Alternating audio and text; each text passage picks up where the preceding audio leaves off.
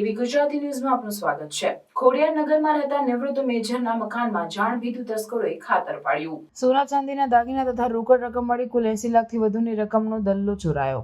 ભાવનગર શહેરના વર્તેજ નજીક આવેલ ખોડિયાર નગરમાં રહેતા એક નિવૃત્ત પરપ્રાંતીય મેજરના બંધ મકાનના તાળા તોડી કોઈ અજાણ્યા જાણભીધુઓ કુલ રૂપિયા 80 લાખથી વધુની રકમનો મુદ્દામાલ રોકડની ચોરી કરી ફરાર થઈ જતા સનસનાટી મચી જવા પામી છે।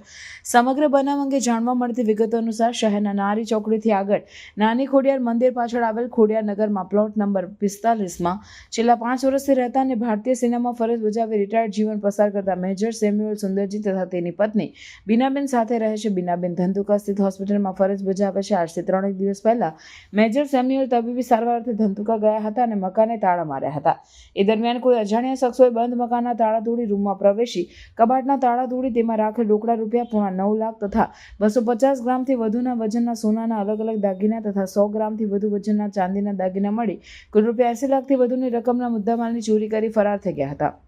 સવારે મેજરનો સાળો તેના ઘરે આવતા ઘરમાં ચોરી થયાની જાણ થઈ હતી। આથી તેમણે તેના બનેવી મેજર સેમ્યુઅલને જાણ કરતા દંપતી ધંધુકાથી પરત ભાવનગર ઘરે આવ્યો અને વર્તેજ પોલીસને જાણ કરતા પીઆઈ શક્તિસિંહ ઝાલા તથા LCB SOG dog squad SCP સહિતનો સ્ટાફ પોલીસ કાફલો ઘટના સ્થળે દોડી આવ્યો અને તપાસ હાથ ધરી હતી। ઉપરાંત વર્તેજ પોલીસે આ અંગે ફરિયાદ દાખલ કરવા તજવીજ હાથ ધરી છે।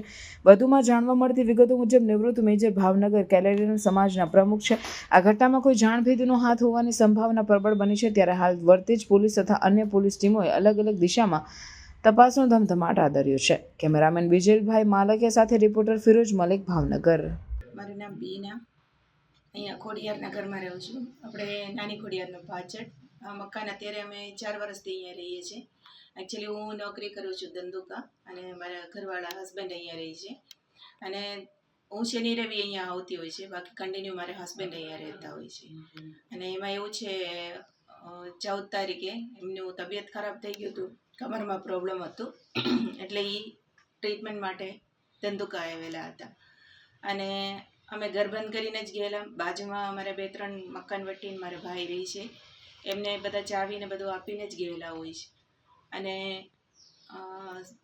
મંગળવાર સવારે મારા ભાઈ અહીંયા પાણી પાવા માટે આવે છે, ઝાડવાને ને બધા, એટલે એ સવારે 9 વાગે આવ્યા ત્યારે આખું તાળું તોડેલું નીચે પડેલું હતું, એટલે અમને જાણ કર્યું। અમે ધંધુકાથી તરત નીકળી ગયા અને 11 વાગે અહીંયા પહોંચી ગયા હતા। અહીંયા પહોંચી ગયા ત્યારે તાળું તોડેલું હતું અને અંદર બધું કબોર્ડ બધું તોડેલું અને એમાં જે હતું એ બધું વહી ગયેલું। શું સોના ચાંદીમાં શું વસ્તુ હતું બેન? સોનામાં તે 250 ગ્રામ જેટલું હતું મારે સોનું અને ચાંદીમાં તે 100 ગ્રામ જેવું ચાંદી હતા ને રોકડ થોડુંક 9.5 લાખ રૂપિયા જેવું હતા। અંદાજે કેટલા રૂપિયાનો સામાન ને વસ્તુ કે બેન? બધું થઈને 35-40 લાખ ઉપર તો ગયા છે। ઓકે, આ વિશે પણ મેં પોલીસ ફરિયાદ કરી? 80 લાખ રૂપિયામાં ઓફિસે એટલે આમ તો 40 ઉપર તો છે જ। હજી અમે મેક્સિમમ હજી લોકોને ઇન્વેસ્ટિગેશન ચાલુ છે, એટલે ટોટલી હજી અમને ખબર નથી, અમે હજી ટોટલી જોયેલું જ નથી ને હજી જોઈને આવે છે એટલે ખબર પડે છે આ મિસિંગ છે કરીને। અત્યારે કેટલા લાખની ચોરી થઈ બેન? એટલે 40-50 લાખ જેટલા તો મિનિમમ થઈ ગયું છે। હજી અંદાજ અમારી પાસે જે અમારે ઓર્નામેન્ટ્સ ને બધું લિસ્ટ છે એ જોવે તો બાકીનો ખ્યાલ આવશે।